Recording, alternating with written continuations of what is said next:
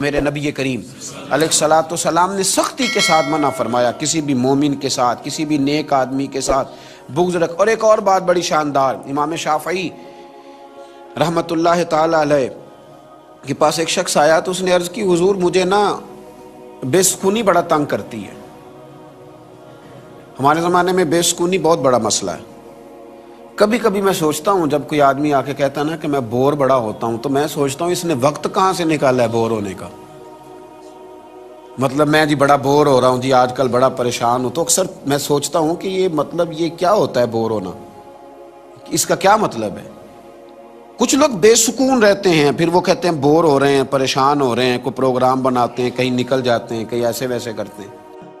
امام شافعی رحمۃ اللہ علیہ سے ایک شخص نے کہا حضور بے سکونی رہتی ہے تو یہ بتلائیے کہ دنیا میں بے سکون کون ہوتا ہے؟ تو امام شافعی فرمانے لگے دو بندوں کے علاوہ تو مجھے کسی کا بے سکون ہونا سمجھ میں نہیں آتا۔ دو ہی لوگ ہیں جو بہت زیادہ بے سکون رہتے ہیں، باقی تو میری سمجھ میں نہیں آتا۔ کہا حضور کون سے؟ یہ بات ہمیں سمجھ لینی چاہیے، آگے پہنچا دینی چاہیے۔ میرے سننے والوں کو یہ سمجھ لینا چاہیے کہ یہ دو لوگ ہیں، وہ غور کریں، وہ دیکھیں کہاں میل کچیل ہے۔ امام شافعی فرمانے لگے دو ہی بندے بے سکون ہیں۔ کہا کون سے؟ فرمایا ایک حسد کرنے والا، دوسرا لوگوں کے ساتھ عداوت اور بغض رکھنے والا۔ دو ہی بندے بے سکون ہیں۔ اگر یہ دونوں کام چھوڑ دیں گے تو اللہ ضرور سکون عطا فرما دے گا۔ یہ دو لوگ ہی بے سکون ہیں، یہ حسد کرتے ہیں، کینہ پروری کرتے ہیں، بغض رکھتے ہیں، عداوتیں پیدا کرتے ہیں تو بے سکون رہتے ہیں۔ اگر یہ ان کاموں سے نکل جائیں گے تو عرش کا مالک اپنے فضل سے انہیں سکون عطا فرما دے گا، ان پر اپنی رحمتیں فرمائے گا۔ یہ دو لوگ بے سکون رہتے ہیں، تکلیف میں رہتے ہیں، اذیت میں رہتے ہیں۔ اس لیے اور پھر کچھ لوگ تو ایسے ہیں کہ جو ایسے لوگوں کے ساتھ بغض رکھتے ہیں، ایسے لوگوں کا کینہ دلوں میں پیدا کرتے ہیں، ایسے لوگوں کا کہ جن کا کینہ دلوں میں رکھنے سے نہ صرف یہ کہ دل زنگ آلود ہو جاتا ہے بلکہ میں کہتا ہوں کہ سوچیں تباہ ہو جاتی ہیں۔ میرے نبی کریم علیہ الصلوۃ والسلام نے فرمایا، اور بڑے خوبصورت انداز میں حضور نے ارشاد فرمایا، سنن ترمذی میں حدیث ہے، نبی پاک علیہ الصلوۃ والسلام نے فرمایا کہ میرے، یہ لفظ دیکھنا، ان پر غور کرنا، حضور نے فرمایا میرے صحابہ کے بارے میں اللہ سے ڈرنا، خدا کا خوف کرنا، میرے بعد انہیں نشانہ نہ بنانے لگنا۔ حضور علیہ الصلوۃ والسلام فرمانے لگے جس نے انہیں میری محبت کی وجہ سے محبوب رکھا، میری وجہ سے محبوب رکھا، اس نے صحابہ کو نہیں، اس نے مجھے محبوب رکھا۔ اور فرمایا جس شخص نے انہیں تکلیف دی اس نے مجھے تکلیف دی، جس نے انہیں اذیت دی اس نے مجھے اذیت دی۔ تو میرے محبوب علیہ السلام فرمانے لگے جس نے مجھے اذیت دی پر اس نے میرے اللہ کو اذیت دی۔ میرے صحابہ کے بارے میں اللہ سے ڈرنا، جس نے انہیں اذیت دی اس نے مجھے اذیت دی، اور جس نے مجھے اذیت دی اس نے میرے اللہ کو اذیت دی۔ اور فرمایا جس نے اللہ کو اذیت دی قریب ہے کہ اللہ اسے گرفتار کرے گا، اللہ اسے پکڑ لے گا۔ اور کچھ لوگ ایسے ہیں جو سادات کرام سے بغض رکھتے ہیں، گویا سیدہ فاطمہ الزہرا کی اولاد سے بغض رکھنا، گویا مولا کائنات شیر خدا سے بغض رکھنا، وہاں عداوت پیدا کرنا۔ میرے مصطفیٰ کریم نے فرمایا تھا علی تیری محبت ایمان ہے، تیری محبت ہی ایمان ہے، اور کہا شیر خدا سن لو تیرا بغض ہی نفاق ہے۔ منافق کی مجبوری ہے، وہ مجبور ہے وہ علی سے بغض رکھے گا، اور مومن کی مجبوری ہے، اس کی مجبوری ہے، وہ مومن جو ہوا اس کی مجبوری ہے وہ ہمیشہ علی علی ہی کرتا رہے گا، وہ مومن جو ہوا۔ اور یہ تفریق خود رسول پاک نے بیان فرما دی، نبی پاک نے بیان فرمایا علی کا بغض نفاق ہے اور علی کی محبت ایمان ہے۔ گویا رسول اللہ کے خاندان سے بغض رکھنا، گویا نبی پاک، او بھائی ہم نے تو جس استاد سے سبق پڑھا ہو نا تو ہم تو اس کے پوتوں کی نوکری کرنا بھی فخر سمجھتے ہیں، ہم تو اپنے شیخ کے پوتوں پڑپوتوں کی نوکری کرنا بھی فخر سمجھتے ہیں۔ اور پھر محمد عربی کا خاندان، پھر رسول اللہ کا خاندان، ان کے بارے میں بات کرنا۔ حضرت امام حسن رضی اللہ تعالیٰ عنہ ارشاد فرماتے ہیں یاد رکھنا نبی کریم علیہ السلام نے فرمایا تھا جو شخص ہم سے بغض یا حسد کرے گا، یعنی امام حسن فرماتے ہیں حضور نے فرمایا تھا جو ہم سے یعنی اہل بیت نبوت سے جو حسد اور بغض کرے گا تو فرمایا وہ قیامت کے دن میرے حوض کوثر پہ نہ آئے۔ یار عجیب بات ہے، میرے حسن سے بغض رکھے میرے حسین سے بغض رکھے، میری فاطمہ سے بغض رکھے، میرے علی سے بغض رکھے، اور پھر یہ امید رکھے کہ میں اپنے ہاتھوں سے اسے جام کوثر پلاؤں؟ فرمایا وہ نہ آئے، ایسا نہ ہو کہ وہ کوثر کا جام پینے آئے اور اسے آگ کے انگارے نصیب ہو جائے۔ یہ خود امام حسن رضی اللہ تعالیٰ عنہ کا قول موجود ہے۔ گویا رسول اللہ صلی اللہ تعالیٰ علیہ وسلم کے خاندان سے بغض رکھنا، اہل بیت نبوت سے بغض رکھنا، اور مستدرک میں تو جو حدیث ہے وہ بڑی عجیب ہے، بڑی عجیب ہے۔ نبی کریم علیہ السلام نے فرمایا، سن لینا، اور یہ جو حدیث ہے نا، یہ میرا خیال ہے راٹ لینی چاہیے، یہ مستدرک میں موجود ہے، راٹ لینی چاہیے۔ میرے رسول کریم علیہ السلام نے فرمایا، جو شخص بیت اللہ شریف کے ایک کونے میں اور مقام ابراہیم کے درمیان نماز پڑھے اور ہر وقت کثرت کے ساتھ روزے رکھے، یعنی عام جگہ پہ نماز نہ پڑھے، بیت اللہ شریف جا کے مقام ابراہیم پہ نماز پڑھے اور روزے بھی کثرت کے ساتھ رکھے، اور پھر حضور فرماتے ہیں میرے اہل بیت نبوت کے بغض اور دشمنی پہ مر جائے، جنت میں نہیں جائے گا، جہنم میں جائے گا۔ رکھے سنبھال کے اپنی نمازیں، چاہے بیت اللہ میں پڑھی ہوں، رکھے سنبھال کے اپنی نمازیں، چاہے اس نے خانہ کعبہ میں ادا کی۔ اس لیے بریلی کے امام نے کہا تھا، تیری نسل پاک میں ہے بچہ بچہ نور کا، اور تو ہے عین نور تیرا سب گھرانہ نور کا۔ ان سے پیار کرے۔ رسول اللہ کے خاندان، ایک کسی شاعر نے ایک جملہ کہا، اس نے بڑا ہی شاندار کہا، اس نے کہا عظمت آل نبی بھول نہ جانا لوگو، دیکھنا غیر کی باتوں میں نہ آنا لوگو، عظمت آل نبی بھول نہ جانا لوگو۔ صحابہ سے، اہل بیت سے، اور پھر نبی پاک صلی اللہ علیہ وسلم نے فرمایا عرب کے لوگوں سے بھی بغض نہ رکھنا۔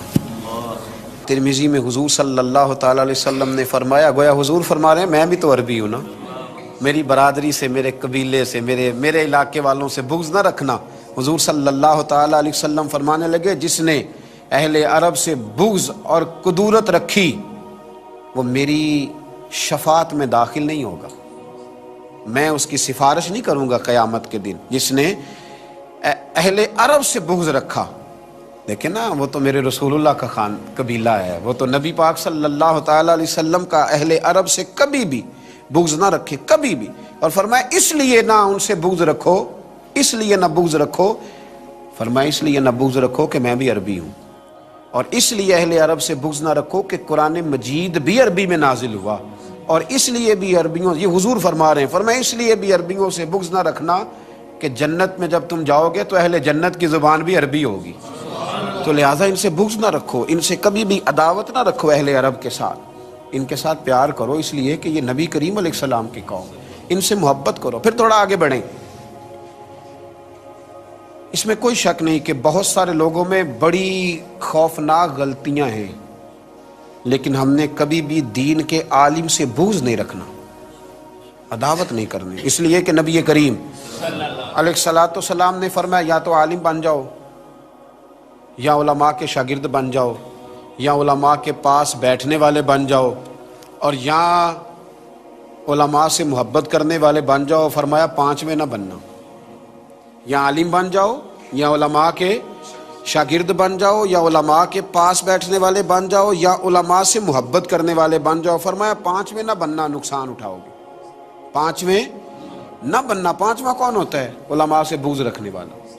فرمایا پانچویں نہ بننا، نقصان اٹھاؤ گے۔ فاضل بریلوی رحمۃ اللہ علیہ تو فرماتے ہیں، جس نے کسی عالم سے صرف اس لیے بغض رکھا کہ وہ عالم ہے، وہ دین کا عالم ہے، تو فرماتے ہیں یہ تو ویسے ہی کفر ہے۔ کچھ لوگ فٹافٹ بات کر دیتے ہیں نا، جی چھوڑیں جی ان کو کیا پتہ ہے، فقط اس لیے بغض رکھا کہ وہ عالم ہے، یہ تو صریحاً کفر ہے، یہ تو اس نے دین کی حدوں کو توڑا ہے۔ کبھی بھی علماء کے ساتھ بغض نہ رکھیں، عداوت نہ پیدا کریں۔ اور پھر اگلی بات کروں تو کسی نے اگر اللہ کے ولی سے ہی بغض رکھ لیا تو معاملہ دور نکل گیا۔ صحیح بخاری صحیح مسلم میں ہے، نبی کریم علیہ السلام نے فرمایا، رب فرماتا ہے جس نے میرے ولی کے ساتھ دشمنی کی، میرا اس کے خلاف اعلان جنگ ہے، اس کو جنگ کرنی پڑے گی۔ یعنی اللہ کے ولی کے ساتھ اس نے عداوت رکھ لی، اللہ کے ولی کے ساتھ، فرمایا اعلان جنگ ہے اس کے خلاف۔ اعلیٰ حضرت فاضل بریلوی رحمۃ اللہ علیہ کے چھوٹے شہزادے، بڑے کامل ولی تھے اللہ کے، یعنی ایسا شخص کہ جس کو لوگوں نے کہا کہ ان کی تو شکل بھی سرکار غوث اعظم سے ملتی، ہم شبیہ غوث اعظم کہا گیا ایسا شخص کہ جہاں بیٹھ جائیں وہیں مجمع لگ جائے۔ 1.25 کروڑ آدمی حضرت کا مرید تھا، 1.25 کروڑ، اور ان مریدوں میں عام لوگ نہیں، بڑے بڑے شیخ الحدیث، شیخ القرآن، وقت کے اجلا علماء نے آپ سے بیعت فرمائی۔ ایک دفعہ ایک سفر میں تھے تو ایک سیٹھ صاحب نے کہا کہ حضرت صاحب میرے گھر میں بھی رکیں۔ کچھ لوگوں کو یہ مسئلہ ہوتا ہے کہ دین جو آدمی بیان کر رہا ہے نا، سارے دین پہ اسی بیچارے نے عمل کرنا ہے، وہ نہ دائیں بائیں ہٹے، ہمیں آزادی ہے، ہمارا جو دل کرے گا ہم کریں گے۔ بھائی آپ کو دیکھنا چاہیے، وہ بیمار بھی ہو سکتا ہے، کچھ جگہ پہ مجبور بھی ہو سکتا ہے، اور کچھ جگہ پہ شریعت نے اسے گنجائش دی ہے، شریعت اسلامیہ نے گنجائش دی ہے۔ عالم اگر ساری رات عبادت کرے گا، اسے کرنی چاہیے، ساری رات اگر عبادت کرے گا تو مسائل دینیہ کون بتائے گا؟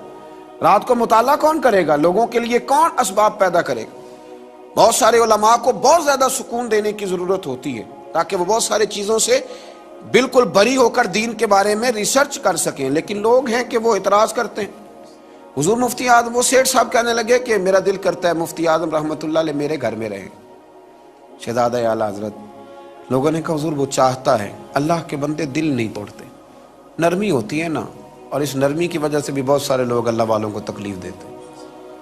کہا کہ وہ چاہتے ہیں، فرمایا صحیح ہے چلتے ہیں۔ رات اس کے گھر میں قیام کیا۔ اب آپ کو پتہ ہے مسافر کی تو اللہ نے نماز کم کر دی ہے، 4 رکعتوں والی کو 2 کر دی ہے، اللہ نے کم کر دی۔ اس نے کیا کیا، حضرت نے عشاء کی نماز اس کے گھر میں پڑھی تو اس نے تہجد کے لیے بھی پانی رکھ دیا۔ حضرت آرام سے سوئے رہے، سحری کا وقت ہوا، فجر کی اذان ہوئی تو حضرت اٹھے، وضو فرمایا، نماز پڑھی، ناشتہ کیا، روانہ ہو گئے۔ اس نے شور کرنا شروع کر دیا، اتنے بڑے ولی بنے پھرتے ہیں، 1.25 کروڑ آدمی مرید ہے تو تہجد تو پڑھی نہیں۔ علماء نے سمجھایا، علماء نے، کہ بھائی پہلی تو بات یہ ہے کہ تہجد تو آدمی گھر میں بھی نہ پڑھے تو اس پر اعتراض کرنا منع ہے، اس لیے کہ یہ نماز نفل ہے۔ تو آپ مسافر کے بارے میں یہ توقع کر رہے ہیں کہ وہ تہجد پڑھے گا، حالانکہ نبی کریم علیہ السلام کے غلام فرماتے ہیں ہم حضور کے ساتھ سفر کرتے تھے لیکن نبی پاک 2 رکعتوں سے زیادہ نہیں پڑھا کرتے تھے۔ تو بھئی آپ مسافر پر پابندی لگا رہے۔ اس نے کہا جی نہیں، میں نے تعریف بڑی سنی تھی، انہیں تہجد پڑھنی چاہیے تھی۔ بھی تم نے تعریف سن لی تھی تو اس کا معنی یہ تھوڑی ہے کہ اب وہ سفر کے اندر سوئیں گے نہیں، وہ آرام نہیں کریں گے، اب لوگوں کی تعریفوں پر بھی پورا اترتے رہیں گے، وہ ہر وقت یہ دیکھتے رہیں گے کہ تعریف سن لی ہے تو وہ بیچارے لٹکے ہی رہیں گے، سوئیں گے نہیں، کھائیں گے نہیں۔ اس نے بڑی بے ادبی کری، لوگوں نے سمجھایا، کسی نے حضور مفتی اعظم سے بھی کہا، رب کریم کے بندے کی زبان سے ایک جملہ نکل گیا، فرمایا میری ذات پر اگر کوئی اعتراض ہوتا تو میں اسے ضرور قبول کرتا، لیکن اس نے ظلم یہ کیا ہے کہ جو اعتراض بنتا نہیں تھا، جو اعتراض تھا نہیں، وہ اس نے مجھ پر کرنا شروع کر دیا، جو چاہیے نہ تھا، جس کی شریعت ہی گنجائش نہ دیتی تھی، وہ والا شکوہ اس نے کیا۔ اس کو ایسا کرنا نہیں چاہیے تھا۔ بہرحال اللہ اس کا بھلا کرے، بہت بڑا سیٹھ تھا، بہت بڑا رئیس تھا، بہت بڑا مالدار تھا، بڑے ڈیرے چلتے تھے، بڑا کچھ ہوتا تھا۔ پھر چند دن ہی گزرے کہ حالات خراب ہونے لگے، معاملات بگڑنے لگے، اور پھر اتنی بری حالت ہوئی کہ مانگنے پہ آ گیا۔ پھر کسی نے کان میں سمجھایا کہ ابھی وقت ہے، اللہ سے ڈر جا، ابھی وقت ہے، رب کریم سے ڈر جا، جا کے معافی مانگ لے۔ جب حضور مفتی اعظم کے دروازے پہ آیا نا، آ کے سامنے کھڑا ہوا تو حضرت فرمانے لگے تو نے میرے ساتھ اچھا نہیں کیا، پر میں اللہ کی